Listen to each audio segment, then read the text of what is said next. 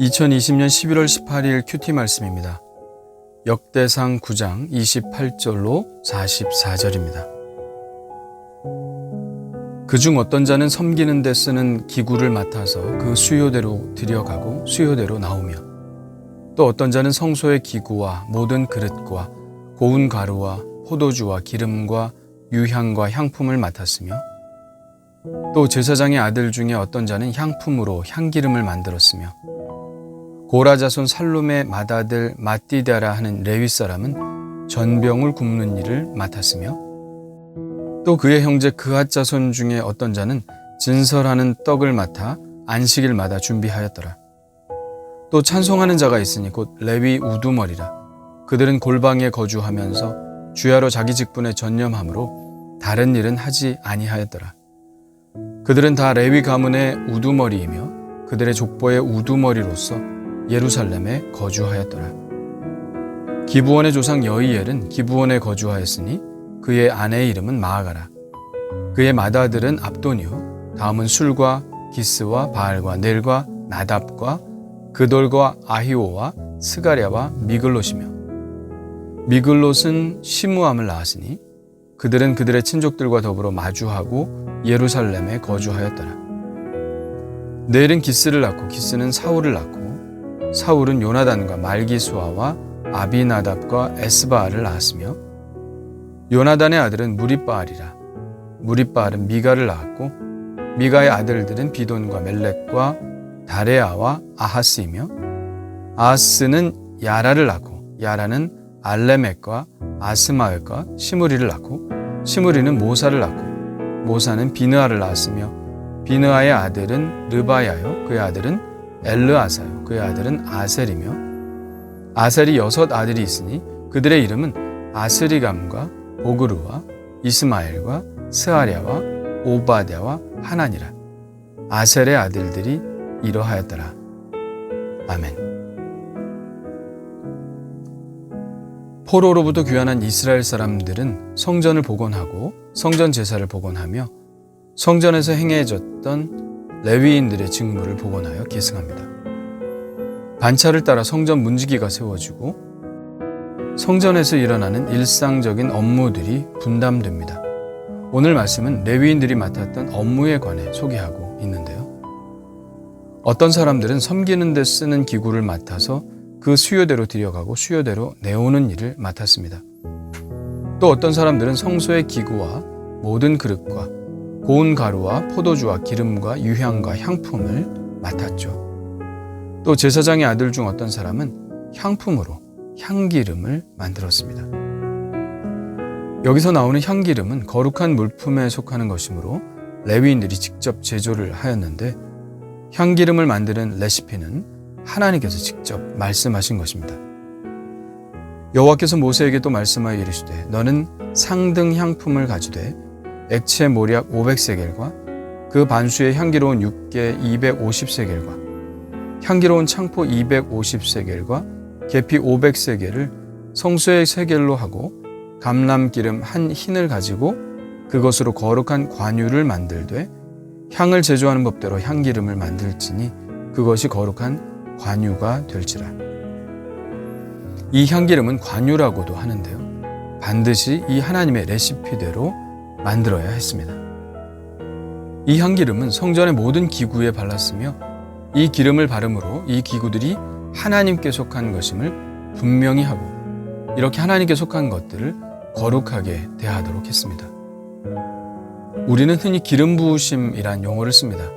영어로는 anointing이라고 하죠. 이 향기름이 바로 Holy Anointing Oil입니다. 기름을 붓는다 혹은 기름을 바른다는 것은 앞서 말했듯이 하나님께 속해 있다는 것을 의미하는 것입니다. 우리말에 찜해 놓는다는 말이 있죠. 내가 예약을 해놓았다는 말인데 결국 내 소유라는 의미입니다. 성령의 인치심도 같은 뜻이죠. 구원받은 사람은 성령의 인치심을 받은 사람들인데 이것은 하나님의 소유로 낙인을 찍어 놓았다는 것입니다. 보증물이라는 것이죠. 아직은 영원한 천국에 이르지 않았지만 이미 천국을 예약한 사람이라는 말입니다. 성전의 물건들뿐 아니라 우리 자신은 이미 하나님의 관유에 기름 부으심을 받은 사람들입니다. 하나님의 소유라는 것이죠. 베드로는 이렇게 이야기합니다. 너희는 택하신 족속이요 왕 같은 제사장들이요 거룩한 나라요 그의 소유가 된 백성이니 우리는 하나님의 소유이며 우리가 가지고 있는 모든 것들, 재능, 물질, 시간 이 모든 것들 또한 하나님의 기름 부으심을 받은 하나님의 거룩한 소유입니다. 그러므로 내 것임을 주장하지 말고 이 모든 것으로 하나님께 영광을 돌리며 살아야 합니다. 나의 삶에 있는 모든 것은 이미 하나님이 다 찜해 놓으신 것이니 하나님의 것답게 거룩하게 사용되기를 간절히 원합니다. 오늘 말씀에 그 일을 맡은 사람의 이름이 명시되는 일도 있는데요. 31절에 고라 자손 살롬의 맏아들 맏디다라 하는 레위 사람은 전병을 굽는 일을 맡았으며 또 그의 형제 그앗 자손 중에 어떤 자는 진설하는 떡을 맡아 안식일마다 준비하였더라. 이렇게 말씀하고 있습니다. 전병과 진설병 모두 병자가 들어가는 것을 보면 떡이나 빵 종류의 음식들입니다. 그런데 전병과 진설병은 어떻게 다를까요? 둘 다 하나님께 드리는 것은 맞지만 용도는 다릅니다. 전병은 곡식으로 제사를 드리는 소재의 한 종류이고요. 진설병은 이스라엘의 12지파의 수대로 12개의 떡을 안식일마다 성전 안에 진설에 놓는 것입니다. 하나님께 드리는 소재의 종류에 대해서 레위기 2장에 나와 있죠.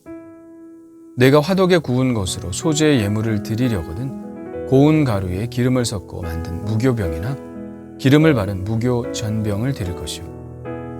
사실 이 말씀만 보아서는 이 떡이 어떻게 생긴 것인지 알기가 쉽지 않습니다. 표준 세번역으로 보면 조금 이해하기가 쉽죠.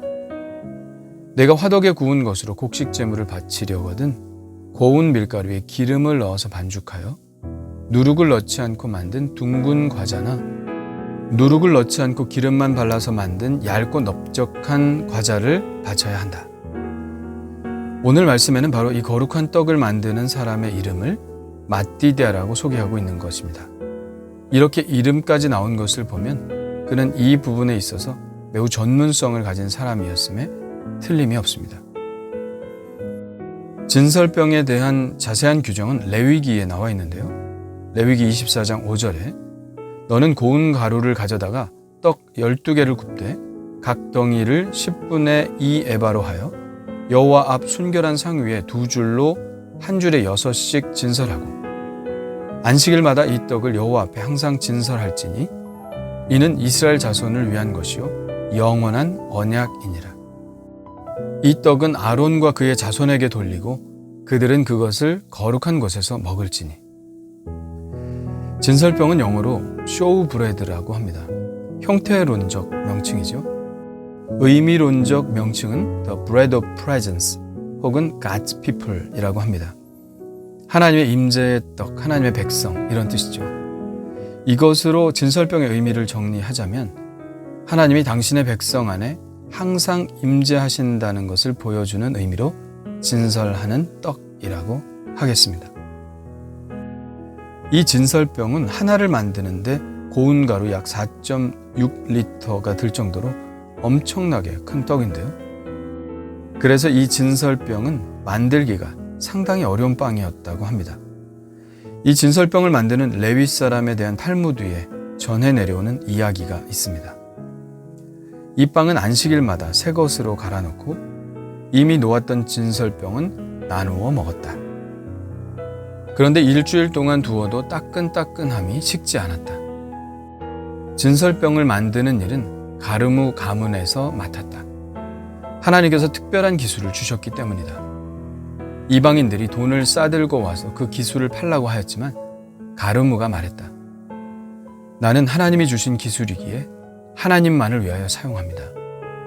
나는 이 기술을 우리 가정을 위하여도 사용하지 않고 있습니다.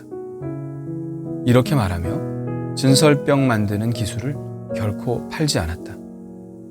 그러던 어느 날 성전이 무너져서 가르무는 할 일이 없어졌다. 돈도 벌 수가 없었다. 할 수 없이 굶다시피 하며 살고 있을 때 이방인들이 돈을 싸들고 와서 그 기술을 이제는 팔라고 유혹하였다. 그러나 결코 팔지 않았다. 제사장들은 가르무가 하나님이 주신 기술을 팔았을지도 모른다고 생각하였다. 그래서 이방인을 몰래 따라갔다. 그리고 그들이 만든 떡을 먹어보았다. 가르무가 만든 떡이 아니었다. 그리고 곧 식어버렸다. 제사장이 돌아와 보고하였다. 그리고 제사장 회의에서 이런 결정이 내려졌다.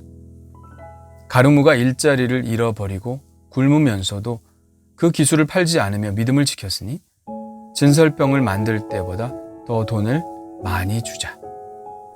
그래서 전보다 더 많은 돈을 받게 되었다.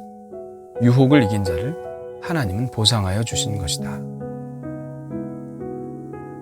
이 이야기는 레위인들이 얼마나 자신의 직무에 충실하고 기름 부음 받은 자신의 재능을 오직 하나님께 영광 돌리는 데만 사용했다는 것을 보여주는 이야기입니다. 그렇습니다. 레위인들은 이렇게 자신의 직무에 전문성을 가지고 있었습니다. 33절에 찬송하는 자도 마찬가지죠.